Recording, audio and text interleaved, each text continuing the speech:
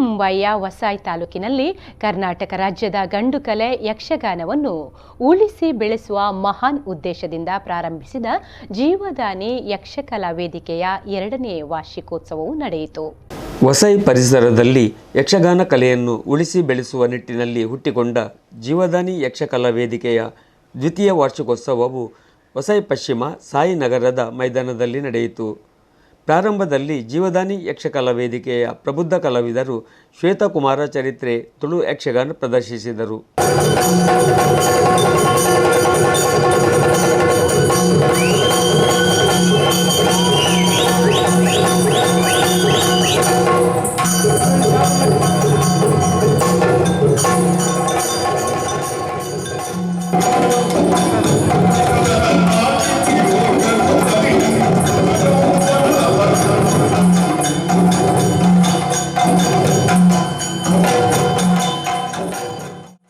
ಯಕ್ಷಗಾನದ ಮಧ್ಯಂತರದಲ್ಲಿ ನಡೆದ ವಾರ್ಷಿಕ ಸಂಭ್ರಮವನ್ನು ವಸೈ ಮಹಾನಗರ ಪಾಲಿಕೆಯ ಮೇಯರ್ ರೂಪೇಶ್ ಜಾಧವ್, ಉಪಮೇಯರ್ ಪ್ರಕಾಶ್ ರಾಡ್ರಿಕ್ಸ್ ದೀಪ ಬೆಳಗಿ ಉದ್ಘಾಟಿಸಿ ಶುಭ ಕೋರಿದರು.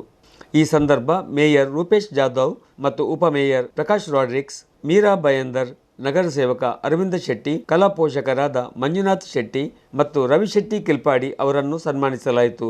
ಮುಖ್ಯ ಅತಿಥಿ ಮೀರಾ ಡಹನು ಬನ್ಸ್ನ ಗೌರವ ಅಧ್ಯಕ್ಷ ವಿರಾರ್ ಶಂಕರ್ ಶೆಟ್ಟಿ, ಗೌರವ ಅತಿಥಿಗಳಾದ ವಸೈ ತಾಲೂಕಾ ಹೋಟೆಲ್ ಅಸೋಸಿಯೇಷನ್ನ ಅಧ್ಯಕ್ಷ ಪ್ರಕಾಶ್ ಹೆಗ್ಡೆ, ವಸೈ ವಿರಾರ್ ಮಹಾನಗರ ಪಾಲಿಕೆಯ ಸಭಾಪತಿ ಪ್ರವೀಣ್ ಸಿ ಶೆಟ್ಟಿ, ಆರೋಗ್ಯ ಸಭಾಪತಿ ರಾಜೇಂದ್ರ ಕಾಂಬ್ಳೆ, ಉದ್ಯಮಿಗಳಾದ ಲೋಕನಾಥ್ ಶೆಟ್ಟಿ, ರಾಜ್ಯ ಶೆಟ್ಟಿ, ದಯಾನಂದ್ ಪೂಜಾರಿ ತಮ್ಮ ತಮ್ಮ ಅನಿಸಿಕೆಗಳನ್ನು ತಿಳಿಸಿದರು.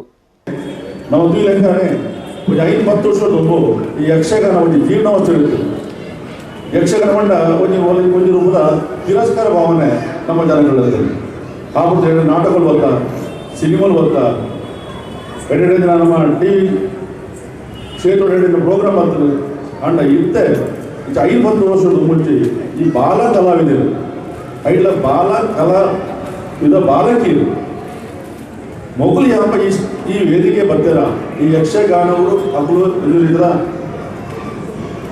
ಪ್ರಸ್ತುತ ಮಾಡ್ತಾರೆ ಅಗಳು ತುಂಬ ಒಂದು ಯಶಸ್ವಿ ರೂಪದ ನಮ್ಮ ಯಕ್ಷಗಾನವನ್ನು 2 ವರ್ಷದಿಂದ ಆಂಡ್ ಈ ಸಂಸ್ಥೆಗೆ ನನ್ನ ದುಂಬುಗೂ ಜಾಸ್ತಿ ಪ್ರೊಫೆಷನಲ್ ರೀತಿಗಳು ರಿಯಲ್ ಕಲ್ಚರ್ ಬೇರೆ ಬೇರೆ ವಿಧಾನದ ಒಂದು ಪ್ರಾಕ್ಟೀಸ್ ಯೋಗಲಿ ಕೊಟ್ಕೊಂಡ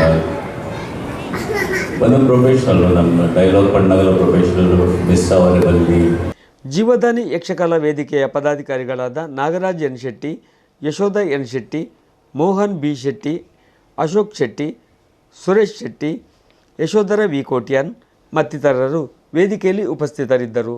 ಸುಖೇಶ್ ಶೆಟ್ಟಿ ಕಾರ್ಯಕ್ರಮ ನಿರೂಪಿಸಿದರೆ ನಾಗರಾಜ್ ಎನ್ ಶೆಟ್ಟಿ ಧನ್ಯವಾದವಿತ್ತರು. ಬಳಿಕ ಮತ್ತೆ ಶ್ವೇತಕುಮಾರ ಚರಿತ್ರೆ ಯಕ್ಷಗಾನ ಪ್ರದರ್ಶನ ಮುಂದುವರಿಯಿತು.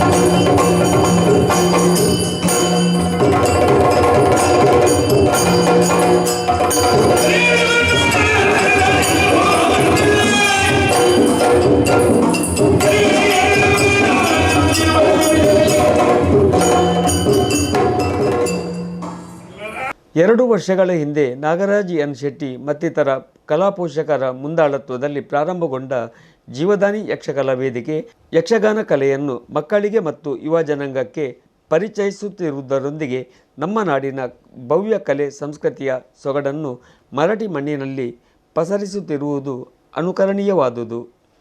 ಹೊಸಬೆಟ್ಟು ಯೋಗೇಶ್ ಜೊತೆ ಪ್ರಸಾದ್, ಮುಂಬೈ ನ್ಯೂಸ್.